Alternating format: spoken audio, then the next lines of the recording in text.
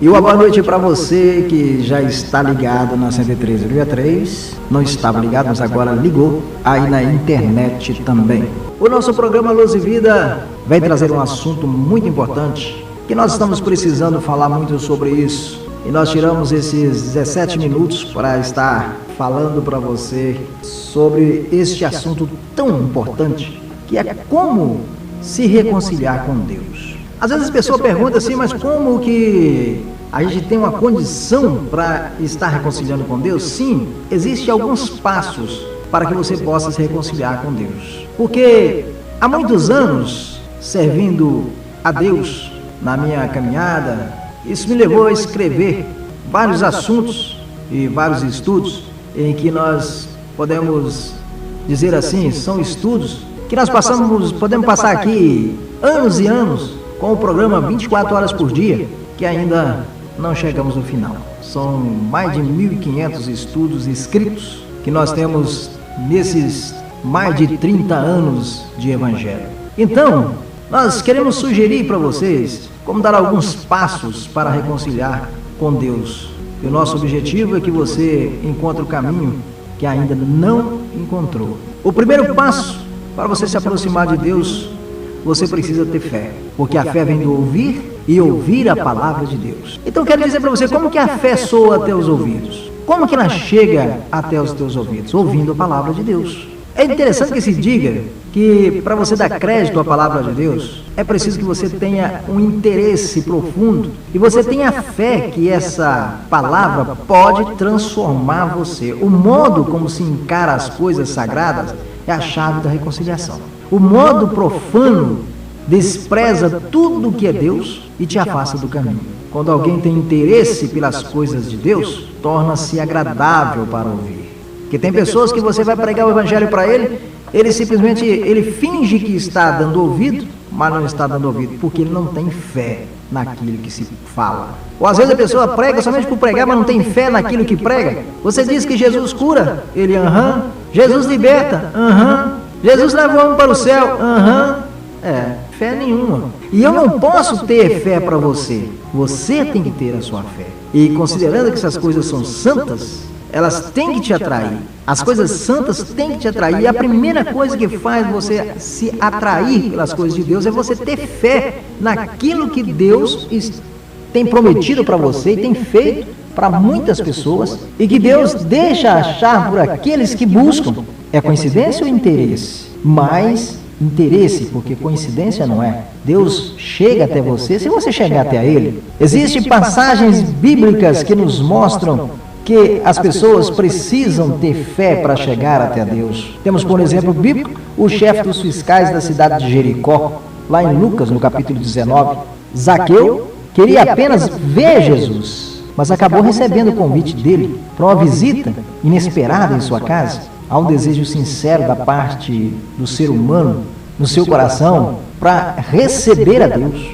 Porque aquele homem não queria que Jesus fosse até a casa dele. Zaqueu não queria, mas Jesus se ofereceu, hoje convém que eu passe em sua casa, que eu pernoite em sua casa. Olha, que coisa impressionante. Ele queria somente ver Jesus, mais nada. Mas Jesus então foi até ele, porque ele despertou a vontade de chegar até Jesus. Olha para você ver que você tem que chegar até Jesus, que você tem que ter fé naquilo que ele faz, para que você aproxime dele e ele venha até você. É importante isso, que uma coisa é ligada à outra. Olha, religião não é a mesma coisa que Deus, não, viu?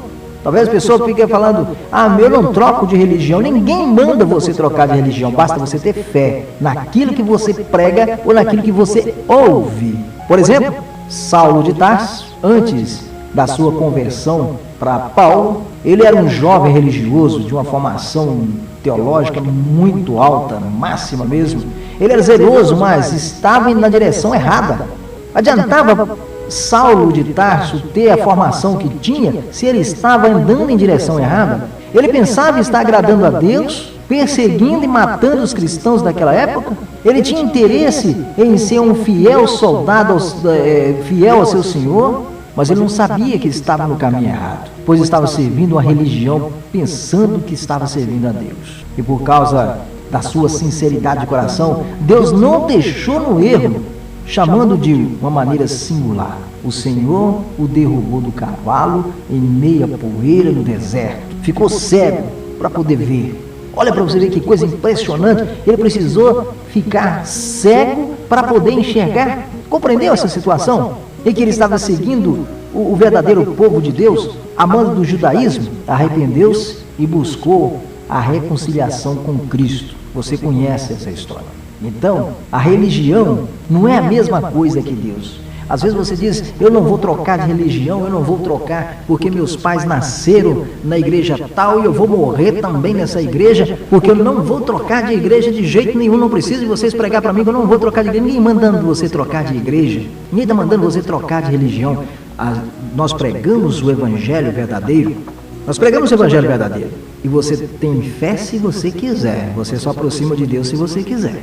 O segundo passo para a reconciliação com Deus é aceitar Jesus como único e suficiente Salvador. Não tem outro. Assim diz a Bíblia, a palavra de Deus, no Evangelho de 2 São João, no capítulo 1, versículo 11 e 12. Ele, o Cristo, veio para os seus, mas eles não receberam.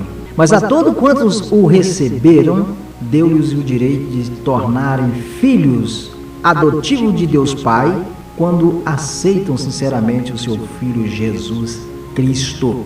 Não sou eu que estou dizendo, é a Bíblia. Leia lá para você ver, João capítulo 1, versículo 11 e 12. Ele veio para os seus, mas os seus o rejeitaram. Mas aquele que o recebeu, deu-lhe o direito de ser chamado Filho de Deus. E o terceiro passo é o arrependimento. Uma lavadeira arrumou uma trouxa muito grande de roupa, sujas, e desceu para o riacho. Lá, muitas outras já estavam trabalhando, com vergonha de mostrar a sujeira das suas roupas. Ela entrou no meio do riacho e afundou a trouxa de roupa nas águas. Molhou-se toda a levantar aquele fardo molhado e pesado e voltou para sua casa. As roupas foram lavadas? Claro que não. Ela deveria esfregar cada peça com sabão até não ficar nenhum vestígio de sujeira. Da mesma forma, se você quer reconciliar com Deus, entre no seu quarto, onde você puder ficar só com Deus. Ali ajoelhe-se, como se Deus estivesse ali presente com você. Conte a Ele cada mentira, cada mágoa, cada ódio, seus maus costumes, seus palavrões imundos. Não deixe nenhum pecado sem lavar, porque senão você vai levar a trouxa do seu pecado todo sujo. Como você chegou, você vai sair. Não adianta você afundar tudo dentro d'água e sair com a sujeira toda normal. Por isso que eu estou dizendo, é porque é o seguinte, tem pessoas que vai para uma igreja evangélica ou vai para uma igreja que se batiza de qualquer maneira e chega lá, afunda dentro d'água e sai do outro lado e fala, sou evangélico. Não é assim, viu? Porque se não esfregar toda a sujeira, não adianta descer as águas. Por isso que eu digo que não adianta você trocar de religião, você trocar de igreja, ser batizado, porque assim você só está tomando banho na água corrente, ou numa piscina batismal, num tanque batismal. Que valor tem isso? Entrar ali e sair sujo, se você não esfregar, tirar toda a sujeira, não adianta, você vai sair mais sujo ainda, e ainda sobrecarregado, pesado. As roupas não foram lavadas, a roupa daquela mulher, daquela lavadeira não foi lavada. Então se você descer as águas também, sem pedir perdão pelos seus pecados, você vai voltar mais pesado que você entrou. Então por isso que eu digo, não precisa mudar de religião, precisa pedir perdão a Deus pelos seus pecados. E o quarto passo é perdoar para ser perdoado. Tendo feito a lavagem da confissão das suas iniquidades, ter lavado as suas roupas sujas, peça perdão a Deus por tantas ofensas. Cuidado com as mágoas, elas são como corrente do diabo, destruindo a vida das pessoas, e cada mágoa perdoada, ela cresce no seu ser. Uma corrente é quebrada. Livre-se das suas mágoas hoje, seja grande ou pequena. Não existe pecado pequeno nem pecado grande, todos são pecados. Lá em Mateus, no capítulo 18, versículo 23 ao 35, um texto bíblico que fala de perdão dos pecados. Então você leia e veja como você vai aproximar de Deus e reconciliar-se com Deus. E o quinto passo é escolher uma igreja para ir regularmente. Não estou dizendo para você escolher a placa da igreja tal, porque aquela placa não serve para nada, a não ser um indicativo aonde você congrega. Só isso, mais nada. Hoje há muitas dificuldades para escolher uma igreja, mas elas são necessárias, como são as maternidades. Porque se não tiver muita maternidade, uma criança pode nascer no meio da rua. Então é preciso ter várias igrejas sim.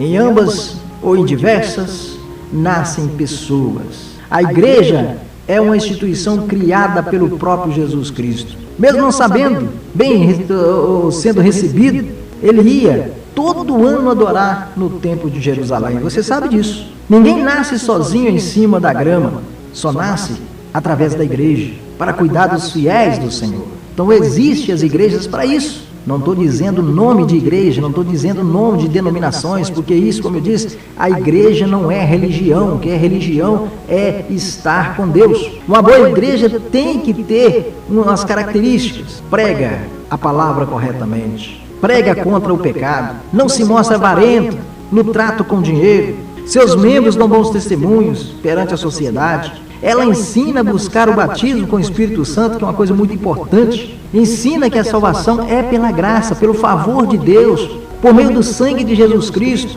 que uma vez salvo, porque dá-se um bom testemunho e pratica a justiça. A igreja tem que ter essas características. No estudo chamado Teologia da Igreja, se fala muito sobre isso, que a igreja é onde você congrega, é o templo, são 4 paredes. Mas a igreja somos nós, pertencente àquele templo. As pessoas que ali vão, os pregadores, os membros, têm que ser homens e mulheres de fé, de testemunho. A igreja não deve adorar a ídolos, porque isso é abominável ao Senhor, traz miséria para dentro da família. A igreja tem que usar apenas a Bíblia Sagrada como norteador de conduta moral. Somente a Bíblia. Nós hoje adotamos diversos livros teológicos, livros que falam das coisas de Deus, históricos, poéticos, mas que falam a verdade de Deus. E o 6º passo é seguir com a vida de oração, orando em todo lugar, seja com palavras ou pensamento. Hoje é difícil?